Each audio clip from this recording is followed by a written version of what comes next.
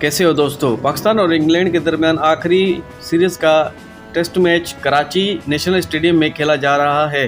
तीसरे test match के लिए इंग्लैंड ने अपनी 11 रुकनी टीम का ऐलान कर दिया है। इंग्लैंड के पहले 11 में 18 सालाना स्पिनर रेहान अहमद भी शामिल हैं, जो कि अपना डेब्यू करेंगे। वीडियो में आगे बढ़ने से पहले आपसे छोटी सी रिक्वेस्ट है, आपने अभी तक हमारे चैनल को सब्सक्राइब नहीं किया तो चैनल को कर दे सब्सक्राइब, बेल आइकन प्रेस करें और ऑल पे प्रेस कर दें ताकि आने वाली वीडियो का नोटिफिकेशन आप तक पहुंचता रहे। तो चलते हैं बिना टाइम वेस्ट की वीडियो की जानी। रेहान अहमद इंग्लैंड के लिए टेस्ट क्रिकेट में डेब्यू करने वाले सबसे कम उम्र खिलाड़ी होंगे।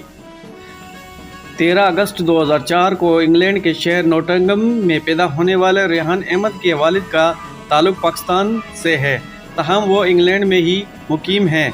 रेहान अहमद रवा साल वेस्टइंडीज़ में होने वाले आईसीसी इंटरनेशनल गेम में इंग्लैंड की टीम में शामिल थे, जहां इन्होंने 4 मैचेस में 12 विकेटें हासिल की थी। अंडर 19 वर्ल्ड कप में उम्दा कारकर्दगी के बाद इंग्लिश मीडिया ने और साबिक़ खिलाड़ियों की जानिब से इन्हें टीम में शामिल करने का भी भरपूर हिमायत हासिल थी।